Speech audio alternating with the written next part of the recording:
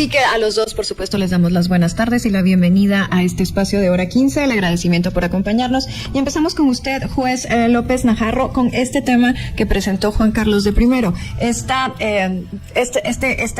trámite que la Corte de Constitucionalidad da seguimiento a amparos solicitados tanto por la Fundación contra el Terrorismo como por Sandra Jovel por reparos, objeciones que ellos presentan a la integración de la Junta Directiva del Congreso. ¿Cómo evalúa usted esta discusión jurídica que hay que decirlo, ya se está desarrollando en redes sociales? Hay quienes dicen que en realidad el partido nunca dejó de estar integrado y que nunca debieron de haber sido considerados independientes los diputados del movimiento Semilla, pero me gustaría conocer su opinión. Buenas tardes y gracias por acompañarnos.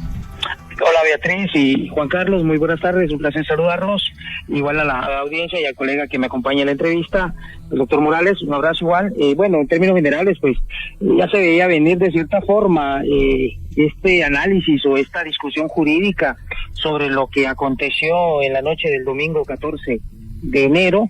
Hay pues múltiples opiniones al respecto, unas que pueden estar aderezadas por las mismas pasiones que desencadenó todo este proceso eleccionario y otras que pues pueden estar debidamente fundamentadas en torno a si se cumplieron o no con las disposiciones jurídicas, incluso con las mismas resoluciones o sentencias de la Corte de Constitucionalidad en torno al tema de la vigencia o no de la agrupación partidaria del Movimiento Semilla, y si sus diputados de la 9ª legislatura, a quienes indicaban, algunas personas pensaban que solo a ellos les era aplicable la referida suspensión, hay quienes interpretan que no, que es a todos en general. En fin, hay tantas interpretaciones al respecto. Yo creo que pues lo sano es pues que se rindan los informes correspondientes. Me imagino pues igual los amparistas habrán aportado los medios de prueba que han considerado idóneos para justificar o fundamentar la protección constitucional que están solicitando, y pues ya ojalá y pues los señores magistrados de la Corte de Constitucionalidad en su momento pues emitan pues la resolución en apego a esas constancias y al estricto cumplimiento de la ley, porque hay que considerar algo y que puede ser un punto de partida para lo que puede venirse en el futuro, y es que hay quienes, pues repito, pues han considerado que hubo graves violaciones a las disposiciones parlamentarias vigentes y que en su momento esto pudiera estar justificado por la necesidad que había de cumplir con la juramentación del señor presidente. En fin, hay tantos aspectos que pudiesen considerarse como justificativos de estas acciones. Sin embargo, pues hay que velar y buscar siempre pues el cumplimiento de las leyes por el efectivo y fortalecimiento del Estado de Derecho. Gracias, licenciado López Najarro. Licenciado Morales, me da muchísimo gusto poderlo saludar. Y yo quisiera plantear la situación por donde la toma el licenciado López Najarro. De lo que estamos hablando, licenciado Morales, es de la famosa ley contra el transfugismo. Y lo que se esperaba, el espíritu de la ley, era que el diputado no se transfiriera de partido a conveniencia, sino tratar de darle algún grado de importancia al partido político. Pero esa importancia al partido político, habrá que decir, que era a partir de la decisión del diputado de cambiarse de bancada, porque la curul pertenece al diputado. Pero si no tiene responsabilidad el diputado, ¿cómo aplicar la ley? Si suspendieron al partido, no es una culpa del diputado, no es una acción del diputado, es algo que no está en manos necesariamente del diputado. ¿Cómo entender ese espacio o esa diferencia entre el espíritu de la ley y la forma en la que se está aplicando ahora? Licenciado Morales, me da mucho gusto de saludarlo. Buenas tardes, Juan Carlos, buenas tardes, Beatriz, y buenas tardes al abogado López también. Bueno, gracias por la invitación. Bueno, yo creo que estos temas surgen porque efectivamente, digamos, hay ciertos espíritus en las leyes cuando se producen que se desvirtúan de su naturaleza. Y creo que la ley del organismo judicial es una de ellas, que ha desconocido en muchos de los conceptos y principios esenciales que la Constitución establece. Cuando hablamos de un Estado de Derecho constitucional, pues siempre hablamos de lo que es el Estado de Derecho, el debido proceso, etcétera, etcétera, de una serie de garantías individuales que las personas y los funcionarios públicos tienen, también las personas jurídicas. Y creo que lo que está ocurriendo aquí, en principio, es que ha habido un, digamos, mal uso de una serie de normas que permiten a la Junta Directiva del Congreso tomar decisiones un poquito, creo yo, abusivas y al margen de la ley.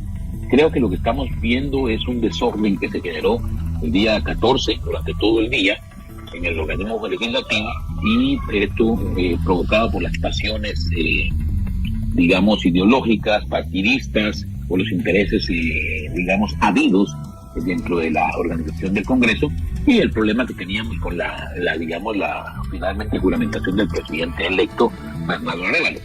Creo que todo esto llevó a cometer graves, a mi juicio, abusos y violaciones de derecho que habrá que, desmenuzar una por una para llegar a una conclusión definitiva. Yo creo que a esto responde la desnaturalización de la ley del organismo legislativo, el desconocimiento de la supremacía constitucional, el desconocimiento de los derechos individuales de las personas. Digamos, la política puede hacer sus acciones dentro de un marco, pero está regulado por la Constitución, por las leyes propias de cada institución y por el conjunto de leyes en general. Cuando los funcionarios en su actuación abusan del poder, desconocen las leyes o manipulan o tergiversan la ley, lo que tenemos es este escenario. Sin embargo, yo creo que en primera instancia, creo que para enderezar el camino de lo que se va a iniciar con la legislatura está actuando en este momento, es conveniente que se resuelvan este par de amparos que se acaban de presentar. Ya dieron un plazo de 48 horas para que con ese informe la Corte decida si efectivamente otorga o no otorga el amparo provisional que está solicitando. Y creo que es conveniente para crear una certeza jurídica y aclarar en definitiva el conjunto de normas que creo que va a ser el objeto de esta discusión. Licenciado Morales, antes de ir a la pausa, porque ya nos corresponde, quisiera hacerle una pregunta muy corta y muy concreta. Usted dijo que vio graves violaciones ese día, ese domingo, probablemente desatada por las pasiones. ¿Cuál fue la más grave según usted? Mire, para mí es que una persona sea suspendida de sus derechos constitucionales, porque un presidente de una junta electiva que creo que no tiene la facultad lo suspende, punto. De una junta calificadora, en este caso, ¿se refiere a la junta calificadora que decidió que algunos diputados no podían asumir, por ejemplo? ¿O que tenían que asumir como independientes? Por ejemplo, es una de ellas que decide al unísono tomar una decisión que afecta inmediatamente la vida jurídica y constitucional del país, y no hay un debido proceso para que las personas se puedan defender y que las resoluciones que acaban de tomar o de escribir queden firmes. Y eso ya es un abuso de derechos, y eso es un abuso contra los derechos individuales incluso de las personas. Entonces yo creo que hay que analizar, yo creo que se tiene que entrar a profundizar mucho de lo que pasó en ese día para llegar a tomar decisiones de futuro que deberían empezar con una modificación legal de ese cuerpo, modificaciones legales de ese cuerpo, porque si no van a seguir ocurriendo algunos abusos, ¿verdad? Entonces, esto debe llamar la atención. No se puede hacer justicia con injusticia y no se puede actuar o vivir en una sociedad democrática con leyes que no se detengan. Pues les agradezco a los dos el habernos acompañado en este primer segmento de Hora 15. Nos debemos de ir a la pausa. Les recuerdo a la audiencia que con nosotros está el licenciado Óscar Morales y también está el juez Marlon López Najarro. Nosotros retomamos esta conversación en algunos minutos. Y bien, hasta aquí el video de hoy. Recuerden que ustedes tienen la última opinión, la cual pueden dejar en la cajita de comentarios. Dicho esto, nos vemos en el siguiente video. Adiós.